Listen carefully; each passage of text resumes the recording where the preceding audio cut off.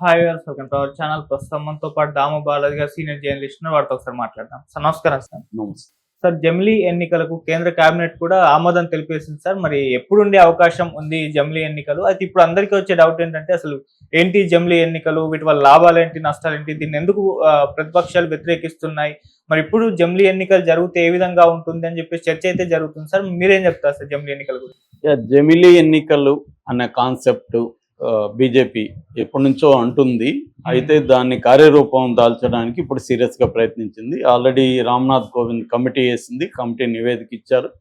ఆ నివేదికను కేంద్ర కేబినెట్ కూడా ఆమోదించింది. ఇప్పుడు పార్లమెంట్లో దాన్ని బిల్లు రూపంలో ప్రవేశపెడుతున్నాడు. ఇందులో 2 బిల్లులు ఉన్నాయన్నమాట. ఆ బిల్లులు ఏంటి, అసలు జమిలీ ఎన్నికలు అంటే ఏంటి, దాన్ని వ్యతిరేకించే వాళ్ళు ఎందుకు వ్యతిరేకిస్తున్నారు, అవి కావాలని కోరుకుంటున్న బీజేపీ కానీ దాన్ని సపోర్ట్ చేస్తున్న పార్టీలు కానీ ఎందుకు సపోర్ట్ చేస్తున్నాయి, దానివల్ల లాభం ఏంటి, నష్టం ఏంటి అనేది మనం బ్రీఫ్గా మాట్లాడుకుందాం. జమిలీ ఎన్నికలు అంటే సైమల్టేనియస్ ఎలక్షన్స్ అంటారు ఇంగ్లీష్లో.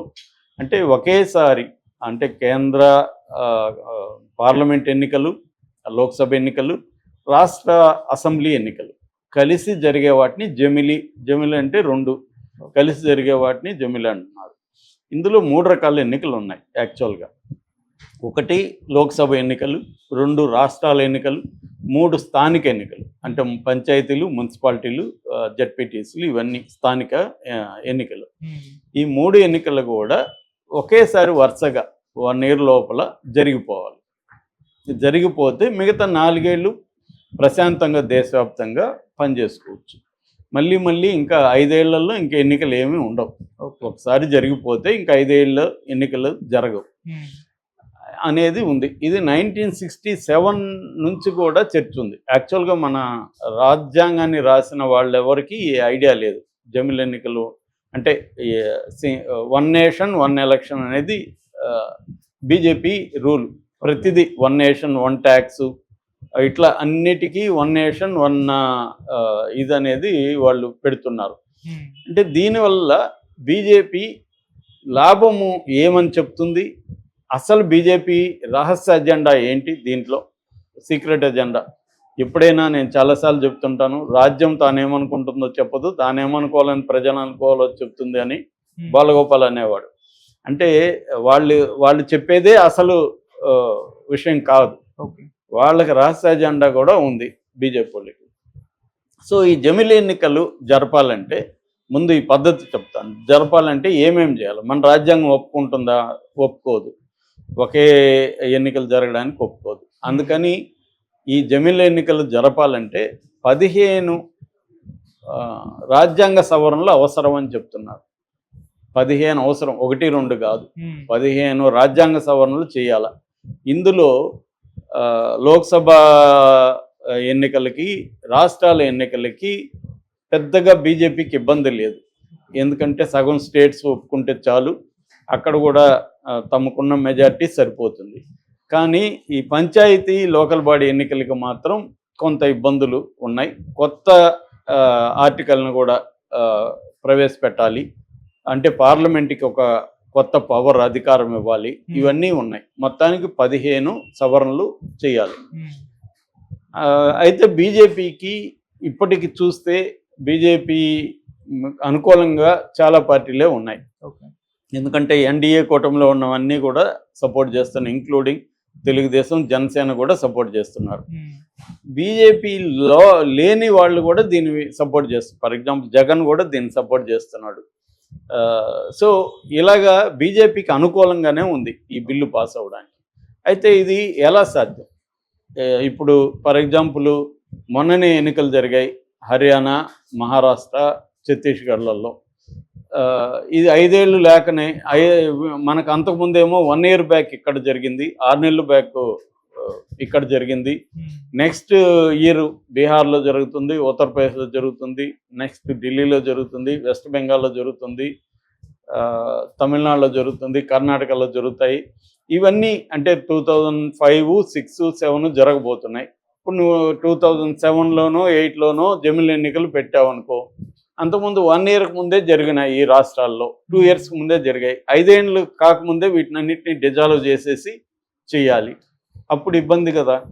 అందుకని వాళ్ళు ఏమనుకుంటున్నారంటే ఈ జమిలి ఎన్నికలను ఒకేసారి ఇంపోజ్ చేసేయకుండా ఒక 2.5 ఇయర్స్కి కొన్ని రాష్ట్రాలకు అన్నిటి చేసేసి ఇంకో 2.5 ఇయర్స్కి ఇచ్చేసేసి ఈ 5 ఇయర్స్ లోపల అన్నిటినీ ఈక్వల్ చేసేసి ఓకే.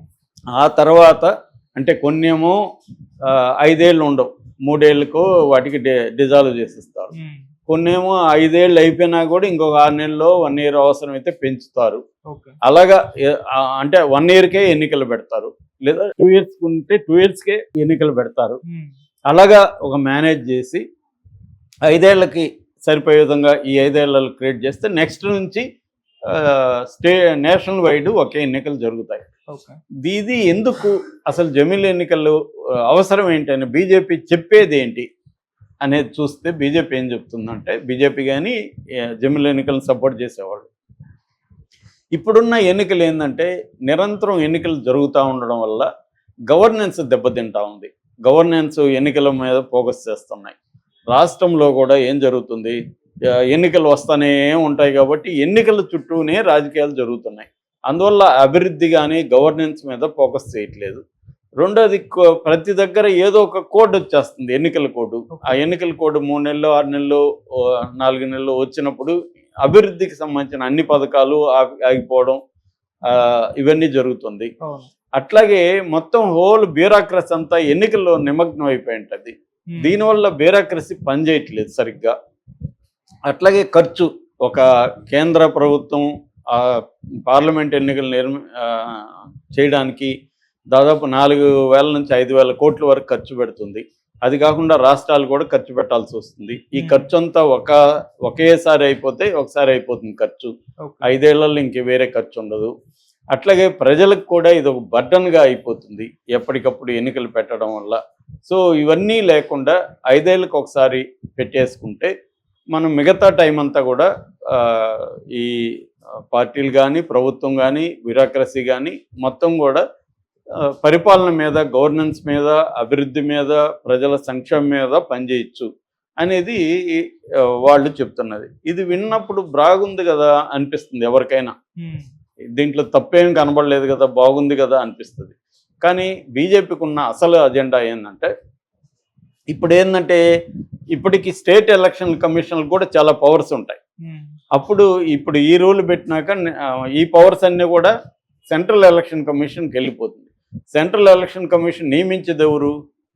ఒక కమిటీ. ఆ కమిటీలు ఎవరు ఉంటారు? మోడీ, ఒక మినిస్టరు, సెంట్రల్ మినిస్టరు, ప్రతిపక్ష నాయకుడు, ముగ్గురు ఉంటారు.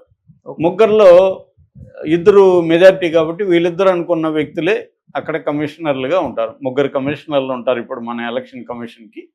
ఒక చీఫ్ ఎలక్షన్ కమిషనరు, 2 ఎలక్షన్ కమిషనర్లు. ముగ్గురిని నియమించేది ఎవరు? ఫైనల్గా మోడీనే. మోడీ ఎవరు అనుకుంటే వాళ్ళే ఉంటారు. అందుకనే ఇప్పుడు రేపు పొద్దున మోడీకి అనుకూలంగానే ఎలక్షన్ కమిషన్ పనిచేస్తుంది. ఒక్కసారిగా నేషనల్ వైడ్గా చేసినప్పుడు ఇంకా కంప్లీట్గా బీజేపీ కానీ మోడీ కానీ వాళ్ళు బతుకున్నంత వరకు మోడీనే ప్రధానమంత్రి, ఇంకా వేరే ఛాన్స్ ఉండదు. తర్వాత రాష్ట్రాలకి పవర్స్ తగ్గిపోతాయి ఓవరాల్గా. సో కేంద్రం అనేది బలంగా ఉండిపోతుంది. అంటే మోడీ ప్రభుత్వం ఎలా ఆలోచిస్తుందంటే, ఒక రాష్ట్రపతి పాలనలా ఒక స్ట్రక్చర్ని ఆలోచిస్తుంది. ఫెడరల్ స్ట్రక్చర్ని తగ్గించేసి సెంటర్ బలంగా ఉండాలి, స్టేట్లు వీక్గా ఉండాలి. ఇక్కడ దీనివల్ల ఏమైపోతుంది, ప్రాంతీయ పార్టీల ఉనికి దెబ్బ తగిలే ప్రమాదం కూడా క్లియర్గా కనిపిస్తుంది. ఇది బీజేపీకి ఉండే రహస్య అజెండా. అంటే లాంగ్ టర్మ్లో వాళ్ళు ఏంటంటే అన్నీ కూడా ఇప్పుడు కొన్ని ల్యాండు, ఎడ్యుకేషను ఇలాగ చాలా ఏంటంటే స్టేటు జాబితాలో ఉంటాయి, కొన్నేమో మిక్స్డ్ దీంట్లో ఉంటాయి, కొన్నిటికి కేంద్ర ప్రభుత్వం, స్టేట్ ప్రభుత్వం ఉంటాయి. వీటన్నిటినీ లాగేసుకుంటుంది. మెల్లమెల్లగా స్టేట్లకు అధికారాలు లేకుండా రీజనల్ పార్టీలని ధ్వంసం చేసి తనే బతకాలి, సింగిల్ పార్టీ లాగా బతకాలి, మొత్తం కూడా రాష్ట్రపతి లాగా మోడీ చేతిలోనే కేంద్రీకృతం కావాలి అధికారం అనే ప్లాన్ ఎప్పటి నుంచో బీజేపీకి రహస్య అజెండా ఉంది. దానికోసం ఇది తీసుకొస్తుంది. మిగతావన్నీ చెప్పేవన్నీ లాజికల్గా విన్నప్పుడు బాగానే ఉంటాయి, కానీ ప్రాక్టీస్లో అవన్నీ కూడా ఫైనల్గా ఫెడరల్ స్ట్రక్చర్ని ధ్వంసం చేసేయడం. తర్వాత ఇంకొక ప్రమాదం కూడా ఉంది. ఎన్నికలు వల్లనే అంతో ఎంతో మేలు జరుగుతుంది ప్రజలకి. ఈ రాజకీయ పార్టీ లేకపోతే ఎన్నికలు కూడా ఇన్ని ఎన్నికలు లేకపోతే ప్రజలకు కూడా వీళ్ళు ఏ పథకాలు అందివ్వరు. లాస్ట్లో చూసుకుందాం లేమరుద్దాంలే అనుకుంటారు తప్ప కనీసం ఎన్నికలు ఎప్పటికప్పుడు వస్తున్నాయి కాబట్టి కొంత అక్కడ మేలు జరిగే విధంగా ప్రవర్తిస్తున్నారు. రేపొద్దున ట్యాక్సులు పెంచేస్తారు, అన్ని ప్రజల మీద భారాలు కూడా విపరీతంగా పెరిగిపోతాయి. ఎందుకంటే కేంద్రం ఒకటే నిర్ణయం తీసుకుంది, దానికి వ్యతిరేకత ఉండదు. ఎప్పుడైనా ప్రజాస్వామ్యంలో ప్రజల తరపున పోరాడే పక్షాలు చాలా స్ట్రాంగ్గా ఉండాలి, ప్రతిపక్షం స్ట్రాంగ్గా ఉండాలి.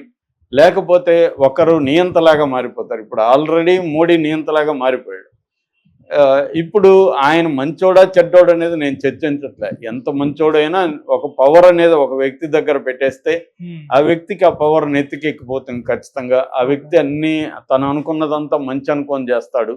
అట్లా ఒక వ్యక్తి చేతిలో మన దేశాన్ని పెట్టడం అనేది కరెక్ట్ కాదు. ఆ వ్యక్తి ఎంత గొప్పోడు అనేది పక్కన పెట్టి, ప్రజాస్వామ్యం అంటేనే అనేక మంది చేతిలోకి డీసెంట్రలైజ్ కావాలి పవర్. ఈ డీసెంట్రలైజ్డ్ పవర్ని బీజేపీ వ్యతిరేకిస్తుంది, సెంట్రలైజ్డ్ పవర్ని కోరుకుంటుంది. ఇక్కడ విషాదం ఏమంటే, ఒకప్పుడు ఎన్టీ రామారావు కేంద్రం మిథ్య, కేంద్ర అధికారానికి వ్యతిరేకంగా పోరాడతానని చెప్పిన తెలుగుదేశం పార్టీ సపోర్ట్ చేయడం, కాంగ్రెస్నే ధిక్కరించిన రాహుల్ గాంధీ మన వైఎస్ఆర్ తన కాంగ్రెస్ని ధిక్కరించి నాయకత్వాన్ని సోనియా గాంధీని ధిక్కరించి జైలుకు పోవడానికి కూడా సిద్ధమైన జగను, ఇలాంటి వాళ్ళు కూడా దీన్ని సపోర్ట్ చేయడం అనేది విషాదం. ఇక్కడ రెండోది సౌత్ ఇండియాకు కూడా రేపొద్దున ఇది పెద్ద దెబ్బ తగులుతుంది. ఎందుకంటే మోడీ నిర్ణయాలన్నీ కూడా నార్త్ ఇండియాకు అనుకూలమైన బలమైన నిర్ణయాలు తీసుకుంటున్నారు ఇప్పటివరకు. ఆ రకంగా రేపొద్దున ఏమవుతుందంటే, ఈ చట్ట సవరణలు చేసేసి మొత్తం అధికారాలని కట్టబెట్టడం అనేది కూడా మెల్లమెల్లగా వీళ్ళు రాజ్యాంగాన్ని కూడా కంప్లీట్గా తమకు అనుకూలంగా మార్చుకునే ఒక లాంగ్ టర్మ్ రహస్య అజెండాలో భాగంగానే